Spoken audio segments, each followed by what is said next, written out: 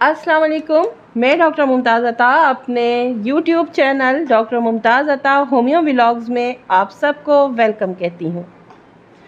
साथियों, जैसा कि आप जानते हैं कि पिछले 3 व्लॉग्स से हम किडनी को स्टडी कर रहे हैं और ये सीरीज़ मैंने इसीलिए लॉन्च की थी कि हम एक ऑर्गन को कम्प्लीटली स्टडी कर सकें। तो दोस्तों, अभी तक हमने ह्यूमन किडनी की एनाटॉमी, फिजियोलॉजी, यूरिनरी सिस्टम में किडनी का किरदार पढ़ा और इसके साथ साथ हमने kidneys stone, renal colic, diabetic nephropathy और नेफ्रोटिक सिंड्रोम से मुतालिक भी जाना और इन तमाम बीमारियों के साइन एंड सिम्टम्स क्या होते हैं, इनसे मुतालिक तमाम लेबॉर्ट्री टेस्ट्स कौन कौन से होते हैं, उनकी वजूहात क्या होती है और फिर इन तमाम बीमारियों के होम्योपैथिक तरीक़ा इलाज के बारे में मैं आपको मुकम्मल मालूमात फराहम कर चुकी हूँ। दोस्तों, आज किडनी सीरीज़ से रिलेटेड मैं सेकंड लास्ट वीडियो करने जा रही हूँ, जिसमें मैं आपको बताऊँगी ग्लोमेरुलर इन्फेक्शन यानी गुर्दों का वरम, यूरिनरी ट्रैक्ट इन्फेक्शन यानी यूटीआई प्रॉब्लम, पाइलोनेफ्राइटिस यानी गुर्दों के अंदर की सोजिश और रीनल ट्यूबरक्लोसिस यानी गुर्दों की टीबी पर मालूमात और उनकी वजूहात और उनसे रिलेटेड लेबॉर्ट्री टेस्ट और इन तमाम बीमारियों का मौसर होमियो इलाज आपको तफसीलन बताऊंगी। इसके अलावा मैं आपको आज एक ऐसी रेमेडी बताने वाली हूँ जो कि आपके हेड टू टो इन्फेक्शन में बहुत ही जादुई असर काम रखती है, लेकिन इसके लिए आपको जुड़े रहना पड़ेगा मेरी व्लॉग के साथ आखिर तक, ताकि कोई ज़रूरी पॉइंट मिस ना हो जाए। और अगर अभी तक आपने मेरा यूट्यूब चैनल सब्सक्राइब नहीं किया है तो प्लीज़ मेरा यूट्यूब चैनल सब्सक्राइब कर लीजिए और बेल आइकॉन पर भी प्रेस कर दें, ताकि आने वाली मज़ीद मालूमाती वीडियोज़ आप तक बर वक्त पहुँच सकें। दोस्तों, हम बात कर रहे हैं गुर्दों के वरम के मुतालिक, जिसको मेडिकल टर्मिनोलॉजी में अगर हम कहें तो वो कहा जाता है ग्लोमेरुलर नेफ्राइटिस। जैसा कि मैंने आपको अपनी सीरीज़ की पहली व्लॉग में बताया था कि गुर्दे के अंदर बाल से भी बारीक स्ट्रक्चर्स कसरत से पाए जाते हैं। उनकी तादाद एक गुर्दे में 1 मिलियन से ज़्यादा होती है। गुर्दों की सोजिश हो, वरम हो या इन्फेक्शन, असल में ग्लोमेरुलाई की ही इन्फेक्शन कहलाती है। अगर हम बात करें वजूहात की, यानी अगर हम एटियोलॉजी को देखें तो सबसे पहली वजह जो हमें नज़र आती है वो है गले के इन्फेक्शन के बाद गुर्दों का वरम। गले के इन्फेक्शन में सबसे पहले मैं आपको बताऊं टॉन्सिलाइटिस भी आ जाते हैं। जिन बच्चों के टॉन्सिल्स होते हैं या जिन बड़ों के टॉन्सिल्स होते हैं, उनका बहुत गहरा रब्त होता है गुर्दों के साथ, यानी उसकी वजह से भी ये इन्फेक्शन हो सकता है। बाज़ औक़ात जिल्द के इन्फेक्शन के बायस भी गुर्दों का वरम हो जाता है। इसी तरह स्ट्रेप्टोकोकल बैक्टीरिया इन्फेक्शन का बायस बन सकता है।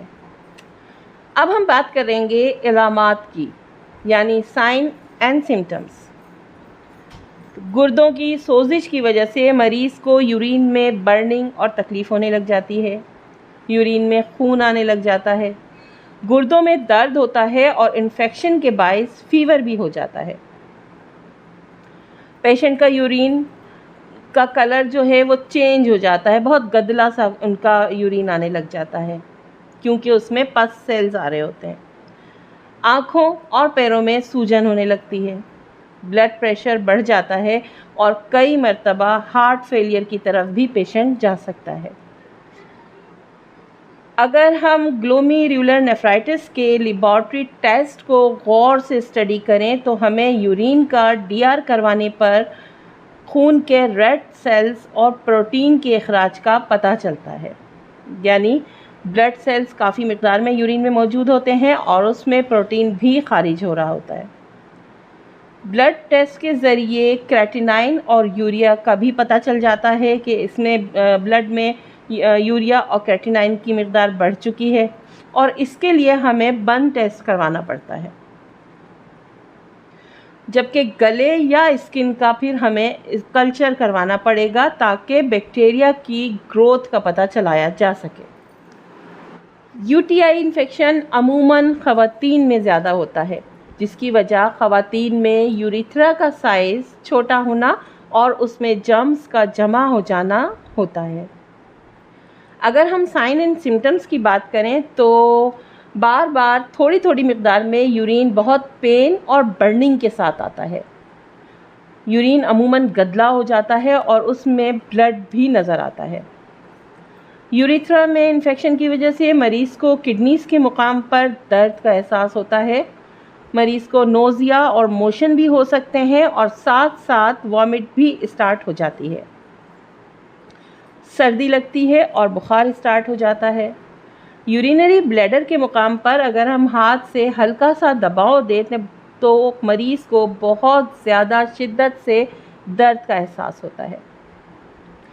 अगर हम इनके लेबॉरेटरी टेस्ट की स्टडी करें तो हमें यूरिन का डीआर करवाने पर उसमें वाइट सेल्स की मिक़दार बहुत ज़्यादा नज़र आती है।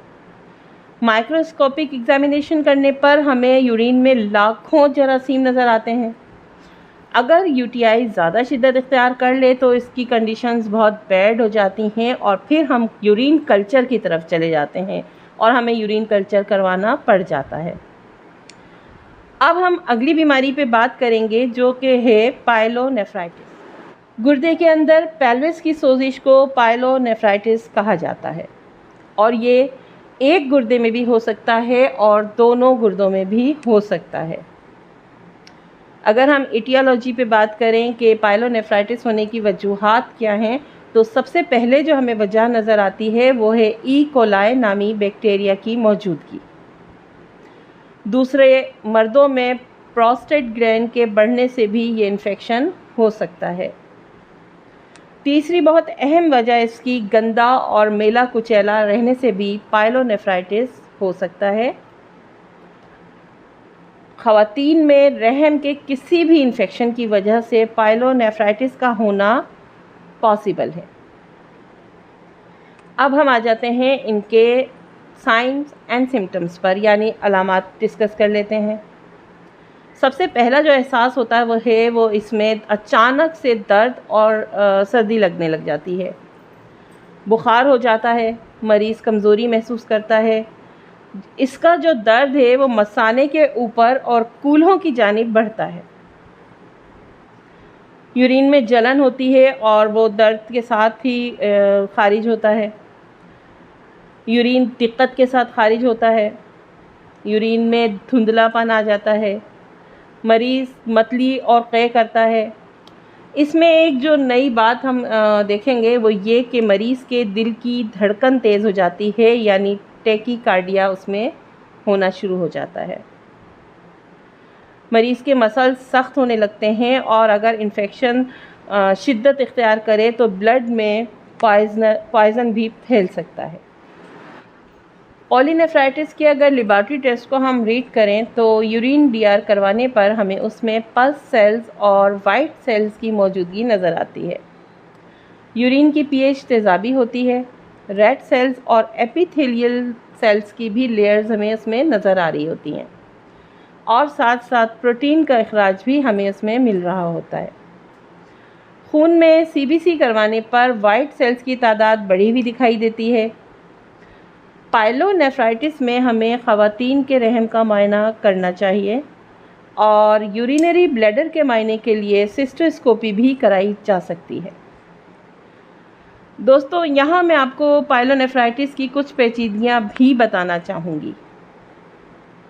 सबसे पहली जो कॉम्प्लिकेशन हमें मिलती है वो ये है कि अगर पाइलोनेफ्राइटिस शिद्दत इख्तियार कर ले या फिर उसमें इलाज में हम गफलत कर दें तो सबसे पहली जो हमें पेचीदगी मिलती है वो है यूरीमिया, यानी इसमें ब्लड के अंदर यूरिया और कैरेटिनाइन की क्वांटिटी नॉर्मल से बढ़ जाती है और ये कैफियत जो होती है वो केस को मज़ीद पेचीदगी की तरफ ले जाती है।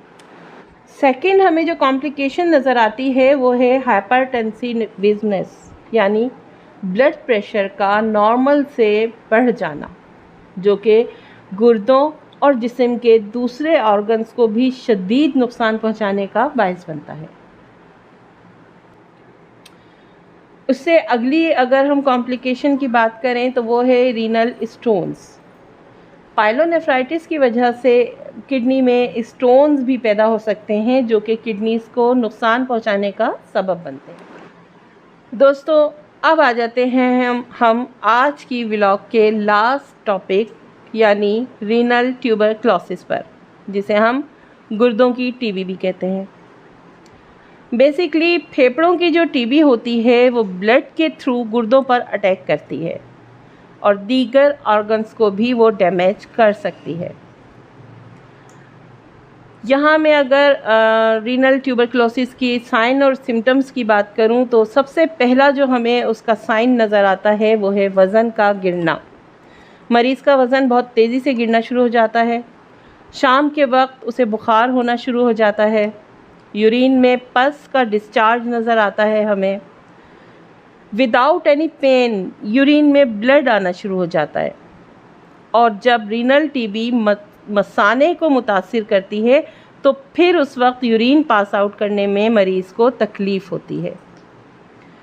इसकी एक और सिम्टम्स जो है वो यूरिन का बार बार आना भी है।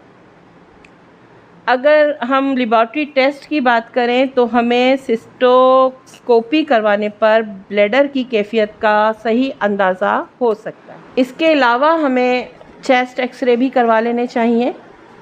यूरिन कल्चर करवाने पर हमें जरासीम की एक्यूरेट निशानदेही हो जाती है कि इसमें कौन सा जर्म हमें नुमाया नज़र आ रहा है। तो दोस्तों, ये थी तमाम आज के टॉपिक्स जो मैंने आपके साथ शेयर किए। अब आ जाते हैं इन तमाम बीमारियों के होम्योपैथिक तरीक़ा इलाज की तरफ। तो मैं वन बाय वन आपको मर्ज़ से रिलेटेड दवाएं बताती जाती हूँ और एंड में मैं आपको वो मुरक्कब ज़रूर बताऊँगी, वो दवा ज़रूर बताऊँगी जो आपके लिए हर इन्फेक्शन में बहुत ही मौसर दवा साबित होगी। सबसे पहले बात कर लेते हैं ग्लोमेरुलर इन्फेक्शन की। तो इब्तिदाई हालत में हमें जो सबसे बेस्ट दवा नज़र आ रही है वो है एकोनाइट 30। ये बहुत कारामद साबित होती है। इसको हम 1 घंटे के वक्फे से 8 कतरे दिन में 4 दफ़ा दे सकते हैं। इसके अलावा दूसरे नंबर पर जो दवा ग्लोमेरुलर इन्फेक्शन में काम आती है वो है एपिस मेलिफिका। गुर्दों के वरम के लिए बेहद आजमाई हुई दवा है जो कि जिस्म के वरम में भी बहुत कामयाबी से अमल करती है। यानी गुर्दों की इन्फेक्शन की वजह से जो वरम जिस्म पर आ रहा होता है, ये दवा उस वरम को कम करने में भी बहुत ही कारआमद दवा साबित हुई है। अच्छा, अगर मैं आपको एक टिप इसमें दूं कि गुर्दों के इन्फेक्शन की वजह से जिस्म पर जो वरम आता है उसकी मैंने आपको पिछली व्लॉग में बताया था कि उसकी वजह जिस्म में पानी का आ जाना होता है। तो अगर हम अपने थंब की मदद से उस जगह को दबाएंगे तो एक गड्ढा सा बन जाता है। तो ये एक वाज़ेह निशान होता है कि गुर्दों के किसी भी इन्फेक्शन या सोजिश की वजह से हमारे जिस्म पर वरम आ रहा है। तो इस तरह की पहले देख लेना चाहिए। अगर इस तरह का कोई गड्ढा बन रहा है तो हम बहुत ही समझे आंखें बंद करके एपिस इस्तेमाल कर सकते हैं। इसको हम 3x पोटेंसी में देंगे और हम इसको दिन में 4 दफ़ा दे सकते हैं। इसके अलावा कैंथरस 30 3x में भी दोनों बहुत मौसर दवाएं हैं। अगर आप कैंथरस 30 में देना चाहें या 3x में देना चाहें, 3x गोलियों की शक्ल में होगी और जो 30 है पावर वो लिक्विड की फॉर्म में होगी। इसी तरह आर्सेनिक एल्बम 30 में हम दे सकते हैं, फास्फोरस 30 में, मगर एज़ पर सिम्टम्स ये दवाएं हम दे सकते हैं। दोस्तों, अब बात करते हैं यूटीआई इन्फेक्शन की। यूटीआई इन्फेक्शन में सबसे बड़ी दवा बर्बरस वल्गरस है। उसको 30 में दिन में 4 मरतबा 8 कतरे दिए जा सकते हैं। इसके बाद कैंथरस 30 बहुत ही कारगर साबित हुई है। अगर यूटीआई के बायस यूरिन कतरा कतरा शदीद जलन के साथ आ रहा हो और जलन के साथ तकलीफ़ का एहसास भी मौजूद हो तो कैंथरस 30 आपको कभी मायूस नहीं करेगी। इसके अलावा आप कैंथरस के साथ एपिस 30 भी मरीज़ को दे सकते हैं अगर वो यूरिनरी ट्रैक की सूजन और सुर्खी की शिकायत करे। यूरिनरी ट्रैक में होने वाली सूजन और सुर्खी को ख़त्म करने में माविन साबित होती है और बहुत जल्द आफाका करती है। दोस्तों, अब हम अपने अगले टॉपिक यानी पाइलोनेफ्राइटिस की तरफ आते हैं और मैं उसमें जितनी भी आपको साइन एंड सिम्टम्स बता चुकी हूँ उसके अब तरीक़ा इलाज की बात करते हैं। होमियो तरीक़ा इलाज में पाइलोनेफ्राइटिस की सबसे बड़ी दी जाने वाली जो दवा है वो एकोनाइट 30 है। वैसे भी हर इन्फेक्शन के स्टार्ट में एकोनाइट देना बहुत मुफीद साबित होता है, लिहाजा एकोनाइट 30 आप दिन में 4 दफ़ा 8 कतरे दे सकते हैं और अगर तकलीफ़ की शिद्दत ज़्यादा हो तो हम इसको हर 1 घंटे के बाद रिपीट भी कर सकते हैं, उस वक्त तक जब तक कि ये तकलीफ़ कुछ कम ना हो जाए। पाइलोनेफ्राइटिस की दूसरी बड़ी दवा जो है वो है बेलाडोना। सोजिशी कैफियत में, दर्द में, बुखार में, यूरिन का कम और दर्द से आना और इसके अलावा यूरिन में ब्लड की आमी, इसके अलावा यूरिन का बेखबरी में निकल जाना यानी सडनली पास आउट हो जाना या फिर यूरिन का एकदम से स्टॉप हो जाना, दोनों ही हालतों में बेलाडोना 30 को जल्द दोहराने से बहुत अफाका होता है। अगर मरीज़ का यूरिक एसिड बढ़ा हुआ है और गुर्दों के मुकाम पर हल्का हल्का दर्द भी फील होता है और यूरिन के जो ड्रॉप्स हैं वो लगातार गिर रहे होते हैं, यूरिन की जो स्मेल है वो बहुत ही बैड स्मेल कर रहा होता है, तो फिर आप सीधे बेंजोइक एसिड का सोचेंगे और बेंजोइक एसिड 30 में देने से बहुत जल्द अफाका होगा। तो दोस्तों, अब हम आखिरी टॉपिक यानी रीनल ट्यूबरकुलोसिस की बात करते हैं। गुर्दों की टीबी के हवाले से मैं आपको बताती चलूं कि अगर टीबी बढ़ चुका हो और बहुत ही लास्ट स्टेज में पेशेंट हमारे पास आया हो तो हमारे पास गुर्दे को निकाल देने के अलावा कोई हल नहीं रह जाता। हाँ, अगर अर्ली स्टेज में हो तो फिर कैलकेरिया कार्प 30 में, लाइकोपोडियम 30 में और ट्यूबरकुलिनियम एज़ पर सिम्टम्स हम दे सकते हैं और उससे बहुत जल्द मरीज़ को अफाका भी होता है। तो दोस्तों, ये तो थी आज की चारों बीमारियां, उनकी वजूहात, उनके लेबॉरेटरी टेस्ट पर डिस्कस और उनके मुतालिक तमाम होम्योपैथिक रेमेडीज़ जो मैंने आपको दी। अब मैं हस्बे वादा आपको एक ऐसी दवा बता रही हूँ जो कि आपके हेड टू टो किसी भी किस्म के इन्फेक्शन में बेहद मावून और मददगार साबित होगी, मगर शर्त यह है कि जो पावर्स मैं बता रही हूँ आप वही इस्तेमाल कीजिएगा और किसी भी लोकल कंपनी के बजाय सिर्फ जर्मनी की बनी हुई ही अद्वियात वो दोनों आप इस्तेमाल करेंगे। यूँ समझिए कि ये अद्वियात अल्लाह ताला की तरफ से अता करदा वो अतिया है जो सर से लेकर पाँव तक की हर किस्म की सोजिशी कैफियत और इन्फेक्शन में आजमूदा हैं और बेहद हैरत अंगेज़ रिज़ल्ट देती हैं। सबसे पहले है फीरम फास 12x में और दूसरा काली मेयोर 3x में। फीरम फास 12x और काली मेयोर 3x इन दोनों अद्वियात को आधा गिलास पानी में 10-10 कतरे डालकर इस्तेमाल करवाएं और जल्द दोहराएं उस वक्त तक जब तक आराम महसूस ना हो जाए।